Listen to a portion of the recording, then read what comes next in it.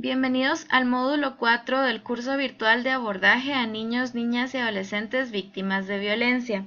Antes de empezar con el tema de la semana, les quiero recordar la importancia de su participación en el foro, también el poder tomar su evaluación al finalizar el módulo y que pues en esta ocasión vamos a hablar acerca de dos temas puntuales. El primero va a ser la fase de narrativa del trauma, que es la continuación de la terapia cognitivo-conductual focalizada en el trauma, y el otro tema es acerca de la entrevista.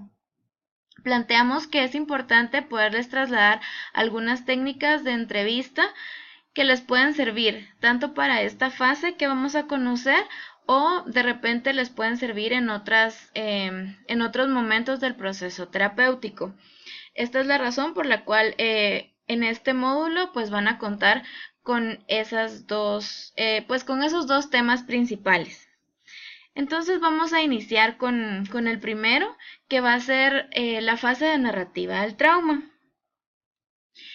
La narración del trauma es opcional, ya que se debe respetar la decisión del niño, niña o adolescente de contar o no su historia. Es bien interesante porque en algunos casos se da que cuando se ha establecido un rapport con el terapeuta o que el niño se siente cómodo y seguro pues en una sesión, que no era la intención, ¿verdad?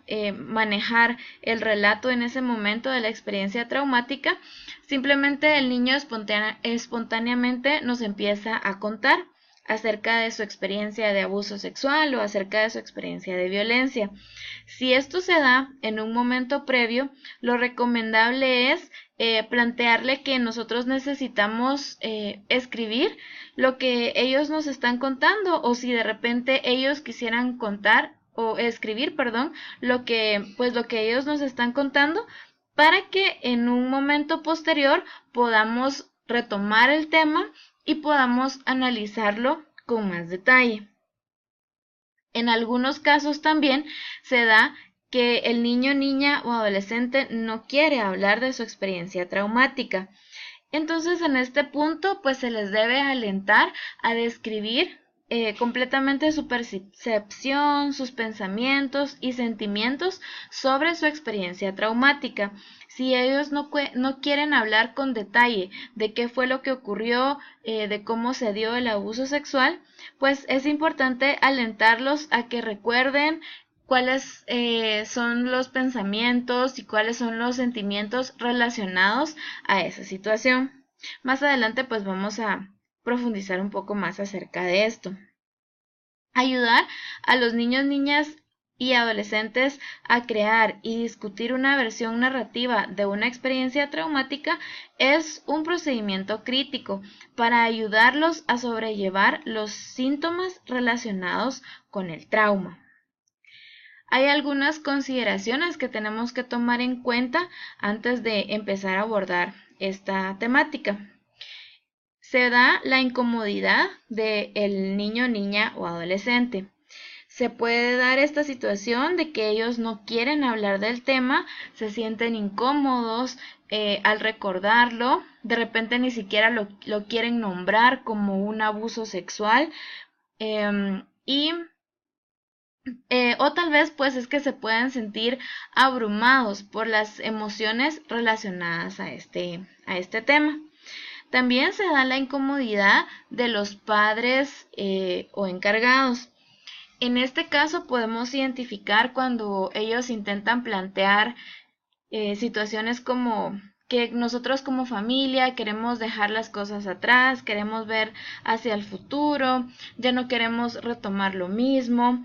Y esto se puede ver como una evitación, ¿verdad?, acerca del tema. Y en algún momento, si nosotros no abordamos esta problemática, pues podríamos llegar a ver algunos indicadores de mejoría. Pero es importante que identificar cuál es la percepción incluso de las madres, de los padres o encargados acerca de este evento traumático, acerca de este abuso sexual. y si esto pues aún a ellos les genera algunos sentimientos de incomodidad o algunos pensamientos también que pues que les generen incomodidad. Se da también esto de parte del terapeuta. Se pueden generar obviamente sentimientos de impotencia, pero es importante recordar que esta es una oportunidad para replantear la importancia del relato, ¿verdad? Del niño, niña o adolescente. O si no es así, ¿verdad? Como les decía, si no se cuenta con el relato a detalle, es importante abordar este tema de la identificación de emociones y pensamientos relacionados a esta situación de violencia. Otro punto serían los asuntos legales. Es el tomar en cuenta que el objetivo no es una evaluación forense, ¿verdad? Cuando nosotros hablamos de esta narrativa del trauma, no es porque luego lo vamos a trasladar a un informe forense, sino que es porque este relato pues nos va a servir para poder analizarlo, para poder profundizar acerca de él y pues tiene un fin dentro de todo este proceso terapéutico. Es la oportunidad para que el NNA exprese su percepción al respecto de la experiencia traumática con un fin terapéutico. El terapeuta se debe enfocar en que el desarrollo de la narración no sea demasiado angustiante para el niño, niña o adolescente. Es por ello que esta técnica se enseña después de que los niños, niñas o adolescentes dominan la regulación de emociones, los ejercicios de relajación y las estrategias de afrontamiento para ayudar a lidiar con la angustia de hablar acerca de sus sentimientos relacionados con el trauma. De nuevo, si no hemos abordado estos temas anteriormente y de repente el niño desea contarnos esta experiencia traumática, pues lo recomendable es tomar el relato en ese momento, tratar de guardarlo con la mayor cantidad de detalles posibles y pues explicarle a ellos mismos o a ellas mismas que esto nos va a servir durante el proceso terapéutico y que en algún momento lo vamos a retomar. ¿Cómo vamos a crear entonces esta narrativa? Primero tenemos que tomar en cuenta la etapa del desarrollo del niño, niña o adolescente. Con niños más pequeños, pues debemos tomar en cuenta que tenemos que hacer las cosas más simples y más concretas, ¿verdad? De repente podríamos utilizar dibujos o podríamos plantearles que nos narren la historia, pero de una forma más simple. Con los niños más grandes podemos tomar en cuenta ya un nivel de detalle un poco más elaborado y pues también es importante las consideraciones, ¿verdad? Si el niño o niña no puede escribir en ese momento, pues plantearles que nosotros podemos apoyarles y que podemos escribir por ellos, o si de repente se sienten más cómodos utilizando otro tipo de, pues de narrativa. En este caso estaríamos hablando ya acerca de este formato de narrativa. Vamos a plantear si va a ser pues de forma verbal y que nosotros vamos a escribir lo que ellos nos están diciendo, si ellos quieren escribirlo como un libro, como una historia, o si de repente quieren hacer dibujos para ir contando este relato. Luego tenemos las maneras de proceder. Acá lo más recomendable pues es que se pueda iniciar el relato desde qué ocurrió antes de que pasara específicamente el hecho de abuso sexual, de repente el lugar, dar un poco más de contexto, dónde estaba, qué época del año era. Si no pueden dar fechas concretas, de repente plantear como si había un cumpleaños cerca o una celebración, si eran vacaciones o eran momentos de clases, algún día festivo, por ejemplo. Cuando ocurre que hay más de un evento traumático, pues de repente le es más difícil recordarlo al niño, niña o adolescente, o de repente se le hace más difícil detallarlo. Lo más recomendable entonces es plantearles algunos puntos, ¿verdad? Para que ellos puedan empezar a contar una historia y motivarles a que cuenten una por una, ¿verdad? Estas experiencias traumáticas. Si ellos no lo recuerdan, pues la idea tampoco es forzarlos y pues quedarnos con el relato también como ellos se sientan cómodos para poderlo abordar. Luego tenemos el describir la percepción del evento. Acá estamos refiriéndonos acerca de sus pensamientos y sentimientos sobre esta experiencia. Es posible que los niños, niñas o adolescentes no recuerden todos los detalles o que incluso todos los eventos, como lo hablábamos anteriormente. Entonces va a depender del terapeuta decidir qué es lo que va a incluir en la narración del trauma. Como en este punto la idea es describir esta percepción del evento, entonces de repente no necesitamos tantos detalles, sino que solamente que de repente el niño se haga consciente de esta situación por la cual experimentó, y a partir de eso pues identificar qué era lo que le hacía sentir incómodo y algunos pensamientos que le causaban angustia. Luego se plantea poder hacer una lectura de la narrativa. Ya luego que de repente, si en algún momento el niño sí decidió hacer un libro acerca de este evento traumático, entonces se les puede motivar a que lo lean, que lo puedan leer en voz alta, o si no es así, de repente pedirles la autorización para que nosotros como terapeutas podamos leerlo. Entonces viene aquí anclado lo siguiente, que sería agregar pensamientos y sentimientos. La razón por la cual vamos a leer lo que ya escribimos o a contar lo que dibujamos pues leer lo que el terapeuta escribió por el niño es porque le queremos agregar a esta narrativa pensamientos y sentimientos.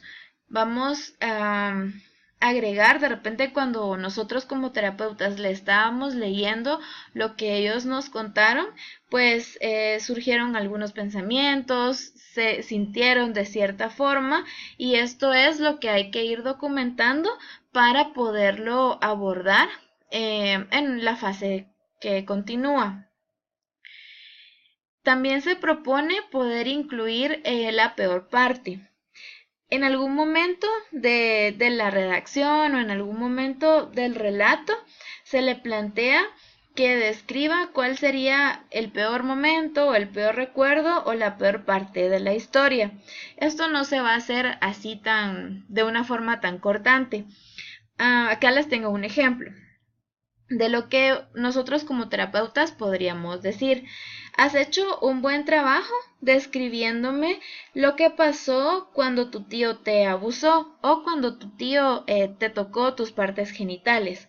A veces los niños pasan por cosas tan vergonzosas y se sienten molestos y piensan que nunca van a decírselo a nadie, pero este tipo de cosas pueden ser muy importantes para hablar y para poder incluir en nuestros relatos. Toma un poco de tiempo para pensar si hay algo muy feo o muy temeroso que debemos poner en este relato. ¿Cuál podría ser la peor parte para ti?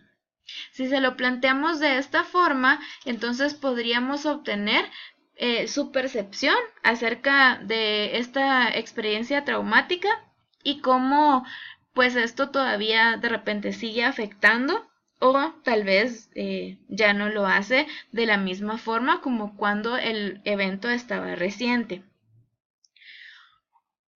También es importante tomar en cuenta que luego de finalizar cada una de las fases, podemos elogiar al niño, niña o adolescente.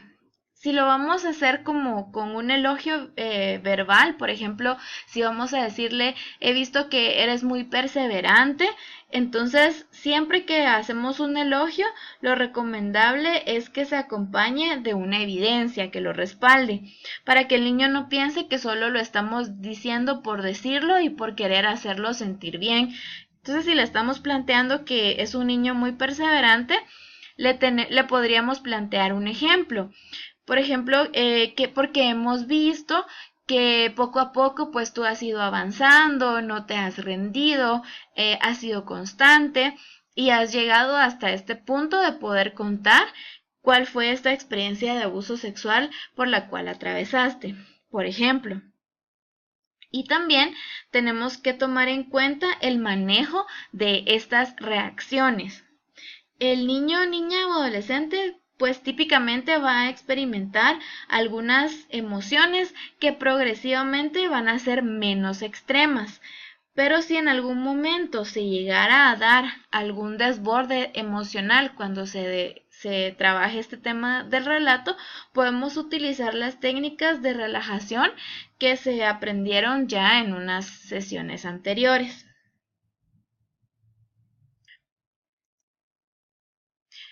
Eso sería todo por este tema.